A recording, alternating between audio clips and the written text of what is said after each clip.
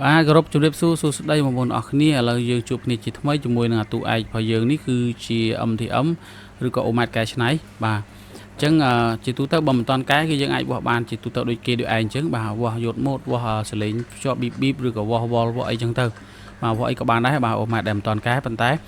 សម្រាប់មុខងារកែវិញគឺយើងដាក់គ្រឿងចូលនេះហើយយើងបើកខាងក្រោយហើយដើម្បីយើងឲ្យវាដំណើរការមុខងារការកែច្នៃរបស់យើងនេះយើងហៅថា MTM mode ឬក៏អាទូឯកហ្នឹងឯងបាទអញ្ចឹងយើងបើកឲ្យខាងក្រោយ on ទៅហើយយើងឲ្យវាឃើញចំនួន wall បែបនេះគឺយើងអាចចូលនៅក្នុង MTM mode បានហើយបាទអញ្ចឹងការដែលយើងមុននឹងវាស់យើងអាចយកមកចូលប៉ះគ្នាវាសងខាងអញ្ចឹងទៅដើម្បីឲ្យឃើញលេខវាធ្លាក់មកតិចនឹងបញ្ជាក់ថាការកែច្នៃ OMAT ដំណើរការនៅក្នុងមុខងារ MTM mode នេះគឺត្រឹមត្រូវហើយបាទនេះវាគៀកអញ្ចឹងបាទអញ្ចឹងមុននឹងយើងទៅធ្វើការវាស់ជាក់ស្ដែងគឺយើងត្រូវតេស្តវាជាមុនសិនបាទឲ្យដឹងថាវាដំណើរការល្អអញ្ចឹងកន្លែងនេះខ្ញុំដាក់ឲ្យវាឆ្ងាយអានេះឧទាហរណ៍បាទយើងយកខ្សែលួសមួយមកដាក់ឲ្យវែងចឹងមកហើយយើងចាក់វាស្ងៀមឃើញថាលេខវានៅនឹងល្អអាហ្នឹងគឺចំណុចត្រូវមួយបាទចំណុចទី2គឺយើងបង្ខិតវាមកចិត្តតិចមកឃើញថាវាធ្លាក់លេខមកកាន់តែតិចបាទ4ចុចមិញ5 6ចុចឥឡូវធ្លាក់មកសល់4ចុចហើយបើសិនជាលេខហ្នឹងបើសិនជាយើងខិតទៅមុខទៅទៀតលេខវានឹងកាន់តែខិតគៀកជាងនឹងទៀតបាទកាន់តែគៀកបាទចំណុចនេះហើយ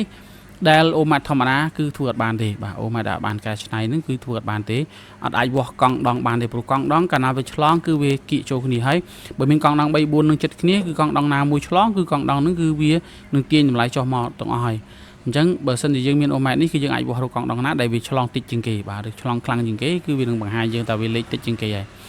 ឃើញទេបាទពេលដែលយើងខិតចិត្តគឺលេខវានឹងធ្លាក់កាន់តែគៀកហើយបើយើងគិតកាន់តែកឹបគឺលេខកាន់តែតិចអញ្ចឹងបើយើងវាស់រកកង់ដងឆ្លងគឺវានឹងបង្ហាញយើងលេខណាដែលតិចជាងគេគឺកង់ដងហ្នឹងគឺអ្នកឆ្លងបាទយើងអាចដកវាចេញបានអញ្ចឹងចំណុចនេះគឺជាចំណុចពិសេសលើ OMAT ធម្មតាទៅហើយបាទអញ្ចឹងយើងមើលចំណុចពិសេសមួយទៀតដែលយើងអាចសន្និដ្ឋានទៅលើ IC បាទយើងអាចធ្លាប់ទៅវាស់លើកង់ដងទេប៉ុន្តែយើងមកសន្និដ្ឋានទៅលើការវាស់ឃើញមិនបញ្ជាក់ថា IC ជាអ្នកខូចជាអ្នកឆ្លងបាទអញ្ចឹងកន្លែងនេះខ្ញុំកាច់យកម៉ូតធម្មតាទេមិនមែនជាការ MTM mode ទេបាទយកម៉ូតធម្មតានេះយើងវាស់ទៅឃើញឆ្លងបាទ902មួយខាង009មួយខាងទៀត002បាទអញ្ចឹងបញ្ជាក់ថាកង់ដងកន្លែងនេះគឺឆ្លងហើយឬក៏ខ្សែភ្លើងមួយនេះគឺឆ្លងប៉ុន្តែយើងមិនតាន់ដឹងថាកង់ដងណាឆ្លងឬក៏ IC ឆ្លងទេព្រោះយើងចុចសីមាមើលសិនហើយចុចទៅឃើញថាកង់ដងហ្នឹងវាប៊ូសភ្លើងមកមានតែកង់ដង4គ្រាប់ហ្នឹងហើយខ្សែភ្លើងហ្នឹងមានតែប៉ុណ្្នឹងទេហើយនឹង IC មួយគ្រាប់ហ្នឹងឯងអញ្ចឹងកន្លែងនេះយើងនឹងបែងចែកដាច់ថាមួយណាជាអ្នកឆ្លងបាទតើកង់ដងណាឆ្លងឬក៏ IC ជាអ្នកឆ្លងបាទអញ្ចឹងយើងគ្រាន់តែកាច់ខាងក្រោយ on ទៅហើយយើងអាចនឹងបិទបើកOMAT យើងមកដើម្បីឲ្យវាចេញនៅក្នុង MTM mode ឬក្នុងការកែច្នៃហ្នឹងឲ្យវាចេញ3 volt ចុចជាងអញ្ចឹងមកហើយយើងនឹងវាស់ទៅលើក្បាលកង់ដងសងខាងបាទដើម្បីរមើលកង់ដងណាឆ្លងប៉ុន្តែចំណុចនេះគឺយើងវាស់ទៅឃើញថាវាឡើងលេខខ្លាំង130ជាងបើមិនជាកង់ដងឆ្លងវាអត់ឡើងដល់ប៉ុណ្្នឹងទេបាទវានឹងបានត្រឹមតែ10 12 13 14ចុចឬក៏8ចុចដូចខ្ញុំធ្វើតេស្តឲ្យមើលមុនខាងដើមវីដេអូនេះអញ្ចឹងចាំបើសិនអ្នកនរគ្នាវាស់ឃើញ100ជាងឬក៏80ចុចប្រហែលក៏ដោយ100លើសនេះគឺបញ្ជាក់ថាកង់ដងគឺមិនឆ្លងទេវាអាចនឹងឆ្លង IC ហើយបាទមិនបាក់គិតយូរទេគឺត្រូវលើក IC តែម្ដងព្រោះកន្លែងនេះគឺជាបទពិសោធន៍ដែលខ្ញុំបានឆ្លងកាត់មកជាយូរមកហើយដែរបាទអញ្ចឹងចំណុចខ្លាំងផុស OMAT កែច្នៃឬក៏ MTM អាទូឯករបស់យើងនេះគឺវាចំណុចខ្លាំងវាគឺមានប៉ុណ្ណឹងហើយ OMAT ធម្មតាគឺមិនអាចវាស់បានទេបាទគឺដាច់ខាតគឺ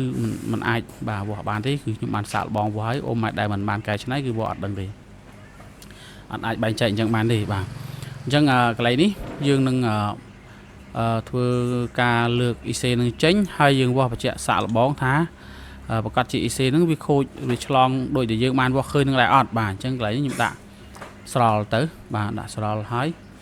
យើងធ្វើការដក IC នឹងចេញបាទព្រោះ IC នឹងយើងវាស់នឹង MTM mode របស់យើងឃើញថាវាគឺខូចបាត់ហើយបាទអញ្ចឹងយើងមិនត្រូវស្ដាយវាទេបាទអញ្ចឹងកន្លែងនេះខ្ញុំចាត់កាវនេះចេញបាទអាកាវនៅខាងលើហ្នឹងបាទហេតុអ្នកនរនេះប្រហែលជាអាចនឹងឆ្ងល់ថាហេតុអីបានត្រូវចាត់កាវហ្នឹងបាទព្រោះថាខ្ញុំអត់ចង់ផ្លុំលើកទេកន្លែងនេះខ្ញុំនឹងធ្វើការយកក្បាលមន់លើកបាទអញ្ចឹងចាត់កាវនឹងឲ្យហើយដោយសារអីបាទដោយសារIC នេះគឺជា IC សាក Pi iPhone 14ហើយវានៅពីក្រោម CPU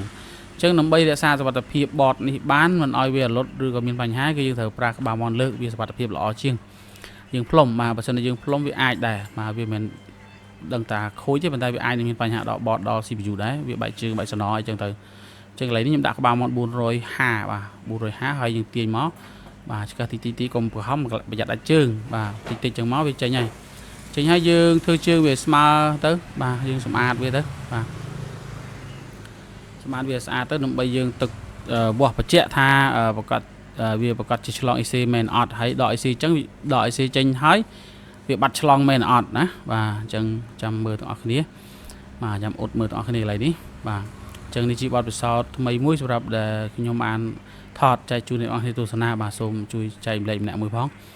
បាទអញ្ចឹងកន្លែងនេះខ្ញុំយកអូម៉ែតហ្នឹងកាច់ទៅយកម៉ូតវិញបាទជាយកម៉ូតធម្មតាវិញបាទដើម្បីវាស់បញ្ជាក់មើលថាវាបាត់ឆ្លងដែរអត់បាទអញ្ចឹងយើងក៏ចុច2ដងអញ្ចឹងមកចូលយកម៉ូតហើយអញ្ចឹងយកម៉ូតយើងដឹងហើយក្រហមយើងចាក់លើម៉ាស់ទៅហើយខ្មៅយើងចាក់លើកន្លែងយើងវាស់ឃើញ OL បាទម្ខាងទៀតគឺថា002 003ដដែលអញ្ចឹងកន្លែងនេះអ្នកទាំងអស់គ្នាប្រហែលជាឆ្ងល់ថាម៉េចបានចេញ OL បាទចេញ OL គឺដោយសារតែយើងដក IC ចេញបាទតម្លៃយកម៉ូតវាទៅតាម IC បាត់ហើយបាទអញ្ចឹងកន្លែងនេះកុំឲ្យតែយើងវាស់ឃើញ00សងខាងទៅបានហើយតែឃើញ OL អញ្ចេះក៏បញ្ជាក់ថាវាបាត់ឆ្លងដែរបាទព្រោះថាយកម៉ូតគឺវានៅនឹង IC តើយើងទៅលាក់ IC មកវិញមិនយើងវាស់ឃើញតម្លៃយកម៉ូត4500វិញបាទអញ្ចឹងវីដេអូនេះមានតែប៉ុណ្្នឹងទេបាទសូមអរគុណសូមជម្រាបលាយើងនឹងជួបគ្នានៅវីដេអូក្រោយៗទៀត